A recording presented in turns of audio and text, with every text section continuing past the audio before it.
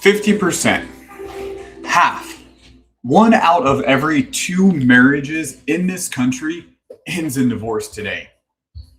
And the culture celebrates it. They actually throw divorce parties. They post about it on social media like it's a graduation. They call it growth. They call it self discovery. They call it finally choosing yourself. But nobody's talking about the wreckage. Nobody is talking about the children who have to go to bed every night wondering if it was their fault. Nobody is talking about the generational curse that gets passed down when a child watches their parents quit on the hardest thing they've ever committed to. Nobody is talking about the fact that children of divorce are 2 to 3 times more likely to experience poverty, addiction, mental illness, and failed relationships on their own. We have turned the most sacred covenant in human existence into a disposable contract. We have turned the institution that God designed us to be a foundation of for civilization into something you can exit with a signature and a filing fee. And we have the whatever big word that I'm trying to use, to wonder why the family is collapsing, why children are lost, and why men have no backbone, why women feel unsafe. The culture will tell you that divorce is brave, that walking away is an act of self-love, that you deserve to be happy, that life is too short to stay in something that does not serve you at every freaking moment. But God does not use the word serve you when he talks about marriage. He uses the word sacrifice. He uses the word covenant. He uses the word death, because marriage was never designed to make you happy. It was designed to make you holy. And holiness requires the death of everything in you that is selfish, impatient, prideful, and unwilling to fight. So today, we're going to tear down the 3 lies of culture that the culture has told you about marriage. And we're going to replace them with uncompromising, absolute truth of what God requires of a man and a woman who stand before him and say, until death do us part. So here's the number 1 lie. Happiness is the goal of marriage. The culture is convinced an entire generation that the purpose of marriage is to make you happy, that your spouse exists to fulfill you, that the moment you stop feeling butterflies, the moment the romance fades, the moment it gets hard, something must be wrong. Something must be broken. You must have married the wrong person. But happiness was never the goal. Happiness is a feeling. Feelings change like the weather. Feelings change with hormones. They change with how much you slept last night. If you build the most important relationship of your life on feelings, you're building a skyscraper on a foundation of sand. The biblical goal of marriage is not happiness. It's holiness. It's sanctification.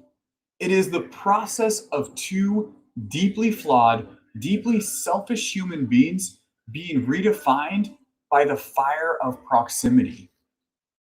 Conflict, sacrifice, and unconditional love until they look more like Christ than they did the day they said their wedding vows. Marriage is a crucible. It is designed to burn away everything in you that is not gold. And that process hurts. And it's supposed to hurt. The pain is not a sign that something is wrong. The pain is a sign that something is working. When you stand before God and say, for better or for worse, you are not making a promise based on a feeling. You are making a covenant based on a decision. And that decision must be renewed every single day, regardless of how you feel when you wake up. The second lie. Feelings are the foundation of marriage. The world says, I fell out of love, as if love is a hole you accidentally stumbled into and accidentally can stumble out of, as if love is something that happens to you rather than something you choose to do.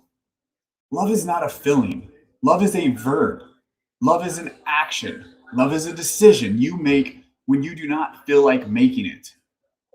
Love is serving the person in front of you when every fiber of your flesh wants you to serve yourself. Love is dying to your pride, your ego, and your need to be right so that the covenant can survive another day. 1 Corinthians 13 does not describe a feeling, it describes a discipline. Love is patient, love is kind. It does not envy, it does not boast, it is not proud, it is not easily angered. It keeps no record of wrongs. It always protects, always trusts, always hopes, always preserves. That is not a description of an emotion. That is a description of a warrior who has to decide that the covenant is worth more than his comfort. That is the description of a man or a woman who has to decide that the promise they made before God is not negotiable, regardless of what their feelings tell them on a Tuesday afternoon. The moment you make feelings the foundation of your marriage, you have given yourself permission to leave the moment the feelings change. And the feelings are always going to change. They're designed to change. That is why God did not build marriage on feelings, He built it on a covenant. Let's go to the third lie. Leaving is brave. This is the most dangerous lie of them all. The culture has reframed quitting as courage. They call it choosing yourself. They call it setting boundaries. They call it knowing your worth. They celebrate the person who walks away as if they are a hero in their own story. But there's nothing brave about quitting the hardest thing that you ever committed to. There's nothing courageous about breaking a promise you made before God because it just got uncomfortable. There's nothing heroic about choosing your own comfort over the stability of your children, the sanity of your world, and the covenant you made with the creator of the universe. You know what's brave? Staying, fighting, dying to yourself every single day for the sake of something bigger than your own happiness. Looking at a broken marriage and saying, I will not leave, I will rebuild, I will do the work, and I will become the person this covenant requires me to be, even if it kills the version of me that wants to run. That's bravery. That's courage. That's what it means to be a man or a woman of God. Matthew 19:6. Jesus himself said it. Jesus said, so they are no longer two, but one flesh. Therefore, what God has joined together, let no one separate. Let no one separate. Not your feelings, not your frustration, not your mother-in-law, not your coworker who tells you you deserve better, not the culture that tells you happiness is your right, not the lawyer who makes it so easy, not a therapist who validates every one of your exit strategies. What God has joined together, let no one separate. It's not a suggestion. That's a command from the mouth of the Son of God. Malachi 2:16 also says, he says that God says, I hate divorce. He does not say, I understand divorce. He does not say, sometimes divorce is necessary for your personal growth. He does not say, if it is not working out, I want you to be happy. He says, I hate it because he knows what it does. He knows the destruction it causes. He knows the generational curse that it will release.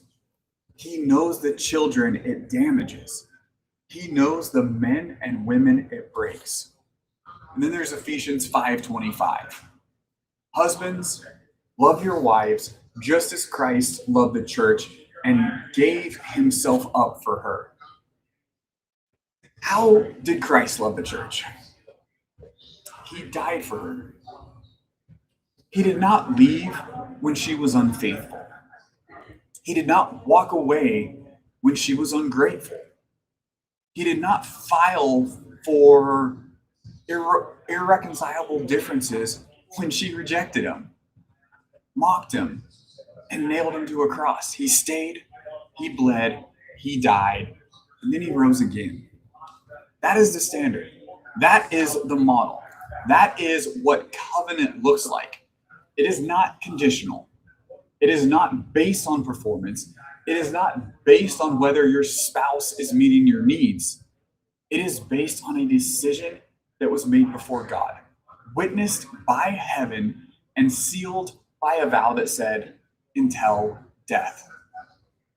The world will tell you the standard is unrealistic, that it's outdated, that it's oppressive.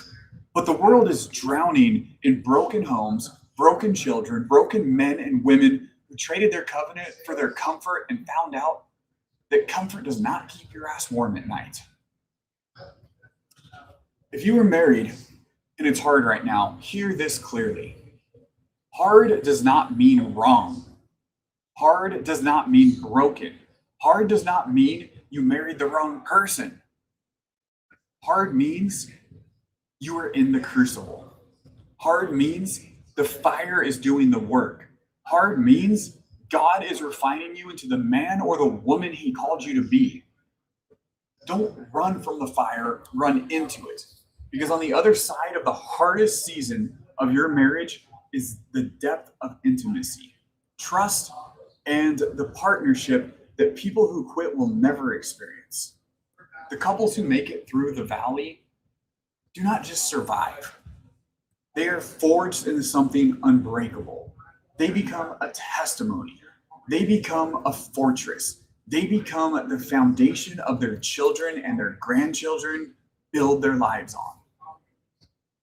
Every time you choose to stay in the fight, you are breaking a generational curse. Every time you choose sacrifice over selfishness, you are writing a new story for your bloodline. Every time you choose covenant over comfort, you are telling your children that promises mean something, that love is not a feeling, and that real men and real women do not quit when it gets hard. The enemy wants your marriage. He wants it because he knows that if he can destroy the family, he could destroy everything. The family is the first institution God ever created. It came before the church. It came before government. It came before business. If the enemy can convince you to walk away from your marriage, he does not need to attack anything else. Everything else will crumble on its own. So fight. Fight for the covenant. Fight for your children. Fight for your legacy that you were building. And fight for the promise that you made before God. Stop listening to the culture that tells you quitting is brave. Stop listening to friends who validate your excuses. Stop listening to the voice in your head that says you deserve better. You do not deserve better. You deserve to become better. And the crucible of marriage is the very thing God is using to make you better. If you will stop running from it and start submitting to it. Irreconcilable differences is not a legal term. It is a spiritual surrender. It is a man or a woman standing before God and saying, the promise I made to you is not worth the discomfort it's costing me. But the promise is worth it. The covenant is worth it. The family is worth it. Your children are worth it. And the legacy you're building is definitely worth it. So stay in the fight. Die to yourself. Love when it is hard. Serve when you don't feel like it. And watch God do what only God can do in a marriage that refuses to quit. What God has joined together, let no one separate, not even you. I appreciate you if you're on this. If you want to be part of my Bible study, I want you to text me the word Bible. It's totally free every Thursday evening. Text Bible to 503-830-9773. Again, text Bible to 503-830-9773.